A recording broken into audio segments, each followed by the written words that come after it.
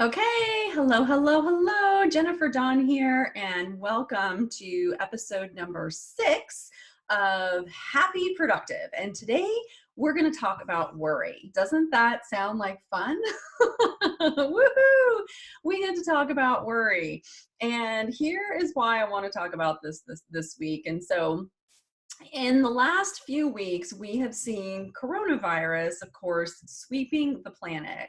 And in some cases, I know that and I'm sure you too, have seen really amazing examples of social responsibility, people stepping up, people helping others, which is awesome. And then in other cases, on the flip side, I've seen like horrible acts of racism and panic and hoarding. Like, come on, you guys, really, what's the deal with the toilet paper? Like, we're hoarding toilet paper? It's ridiculous. And we've probably also seen, I know I've seen it, really bad examples in the highest levels of our government that are very, very disappointing in the kind of leadership that we have today. And in fact, in many cases, it's really just a lot of blabbering and it's not leadership at all. But here's the deal. We always can't look to our leaders to lead us. And right now, we have a lot of leaders that really aren't even worthy of our attention. And so I think that this is actually a great opportunity to practice looking inside ourselves and to start tapping into our own leadership skills. Because here's the deal. If we want to change the world, it's not about forcing others to our will or our way. If we want to change the world, the first place that we have to start is deep within ourselves. Think about this. If you try and like force other people to change, does it really work? No. And we see this all over the world where it really just perpetuates anger and violence, right? Think of terrorism, think of wars, where we go in and we try and force people to our way of thinking, and it really and truly just doesn't work.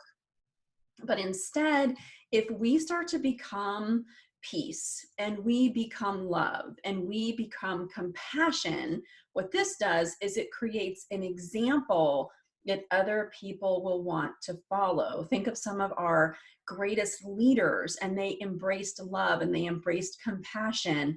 And even when they were sacrificing themselves and some opponent was beating them, who really had the power? It was the person who was practicing love and compassion. They're the ones that had the power. And in the long run, they're the ones that won because people followed them. It may not have happened right in that moment, but it eventually did happen. They create a beautiful example that other people want to follow. And that's what we want to do as well. And this is where the worry, right, comes into this, because if we're walking around all day in a state of worry, the only thing that it's going to do is start to compromise our thinking. And when our thinking is compromised, that's going to start affecting our emotions and how we're feeling. And then when our emotions and how we're feeling are compromised, that's going to change the actions that we are taking or not taking. And from there, that's going to actually affect our results. And then what's going to happen is that's going to spill over to everyone around you. And this includes your family, the people who are at home with you, your friends, your children, your partner, but it also includes your work family. Okay, think about this. It could be your employees, it's your vendors, it's your clients, it's all these people who depend on you and they look to you for leadership. And so when you're showing up in this worried, frantic, crazy state, you're doing a disservice, not only to yourself, but also to everyone around you. And so that's why I wanted to dive in deeper on the whole worry thing. And I'll just, spoiler alert, I want to see, can I convince you to drop it? Now, there's a wonderful little poem. It's one of my favorites. It was written by John D. Rockefeller, and here's how it goes. My life has been one long, happy holiday, full of work and full of play. I dropped the worry on the way, and God was good to me every day. I absolutely love this little poem because whenever I feel worried, it kind of is a little reminder to just drop it along the way. Because worry is simply going to sap your time, it's going to drain your energy. Plus, it feeds all those other emotions that we don't really want, like stress, anxiety, disappointment. All those things are going to feed off the worry that you're producing.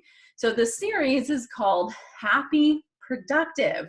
It's the idea behind using our time and energy to produce, right, with our productivity, produce more of the positive emotions that we want in our lives, things that are like happiness and ease and joy and flow and peace and satisfaction and fulfillment, like all those things that we want more of. Because when we have more of these emotions in our lives, that's what actually helps us get more of what we want.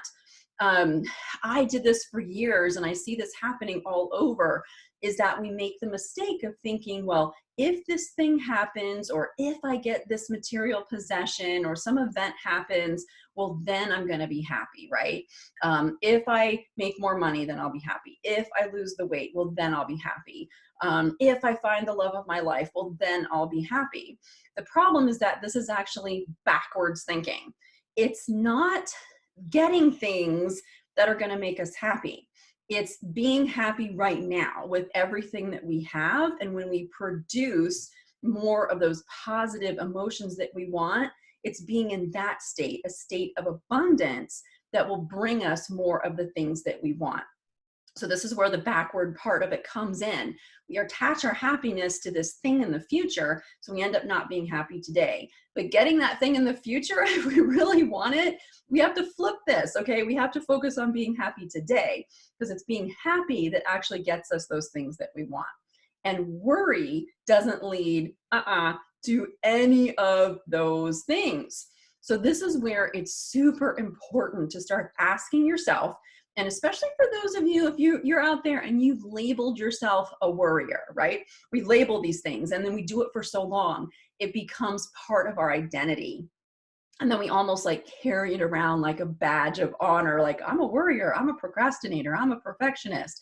But guess what? It does not serve us at all. And so what we want to do is we want to start asking ourselves first, well, what's the payoff? Because you're getting something out of it. And if you can get clear on what it is that you're actually getting out of it, then you can start to replace it or do something different. So what is the payoff that you get for being a worrier? Is it maybe a great distraction? Because if you're worried, you can't deal with your emotions. If you're worried, maybe there's a difficult situation or a challenge in your life that you don't really want to face. So because you're so worried, it's a wonderful distraction that you don't have to face it. Maybe you're worried because you think that's what you're supposed to do. You saw your parents worry, you saw your grandparents worry, and so you just think, well, I'm supposed to worry too because worrying is making me a good parent, or it's what I'm just supposed to do and I don't know any better. Or maybe you've decided that I'm going to be a worrier because you're seeking some kind of attention, right? Hey, everyone look at me and comfort me and listen to me because I'm worried. So instead of comforting ourselves, we're looking to others to do it, and we're using worry as a way. So I think it's important to really start asking yourself, and it can be difficult, but you're brave. I know you can do this.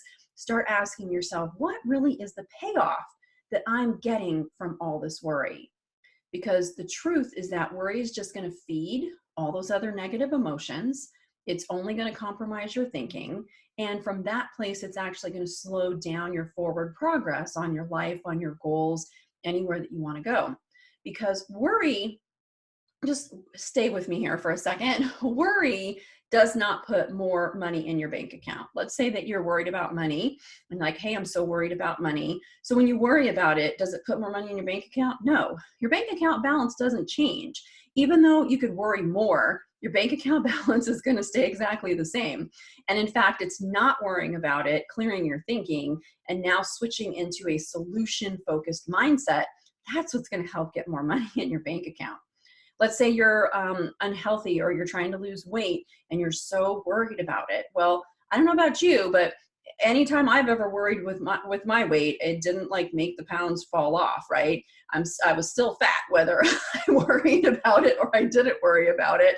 The fat didn't go anywhere. Think about your business. If there's a challenge or a problem going on in your business, when you sit and you worry about it, did it solve the problem? No, it does not change reality. So why not just drop the worry so that you can then tap into your higher thinking skills? And from that place, you can get to solving the problem faster, sooner, easier without all that worry. Now, for those of you, if you've been worrying for years, right, and you would like to let it go, but you'd like to feel better, you'd like to give yourself a break, but you're just like not sure. Well, how in the world do I do that? So let's talk a little bit about that. And I want to share with you one of the tools that I've used to drop the worry, and it has worked beautifully. So when I feel myself start to worry, it's basically just a trigger in my thinking and a reminder to replace it with something else. Because I'm like, oh, wait, I'm feeling a little worried. I know that I want to drop the worry. I've made that choice. And so instead of worrying, I'm going to do something else. And this is where you have to figure out what your something else is. So you want to find what's best for you. This is not what's best for me or for your best friend. This is what's best for you. Okay. So just figure out what you want to replace that worry with, and then take back your power. Because when you're worrying, you're basically praying for things that you don't want. That was a great quote I saw or read in the Jen Sincero book, You're a Badass at Making Money, one of my favorite books. And I love that quote of hers of like, when you're worrying, you're just praying for things that you don't want. And when you do that, what happens? You transfer all your power to those things in the future, which might happen, but probably won't. Think of how many things you've worried about that never happened at all. Probably quite a few, right? So you're transferring all your power to these things that are likely to never happen. And that's not a good place to be. So instead, what we want to do is get present, get right now in this moment, take back our power, and then figure out what do we want to replace it with. So I'm going to give you some ideas, but again, this has to be what's best for you. So you feel worry, and it's like, oh, wait, this is my reminder. I'm going to replace worry with awareness. Okay, I'm aware. When I'm aware of things that are happening, I can look around, I can be aware, and I can go, hey, wait a second, there's some actions I need to take, and I can take them. But being aware is a good thing. And when we're aware, we can act quickly and efficiently. We can be productive with our time, right? So awareness is something you could replace worry with. Another replacement might be trust. A lot of times when we're worried, we are not trusting that the future is going to be okay, or that will be taken care of, or that the money will come, or whatever it is. And so this is one I use a lot, is that anytime I find myself worrying, it's just a quick little reminder, oh, wait a second, I'm not trusting, I'm not allowing things to work out.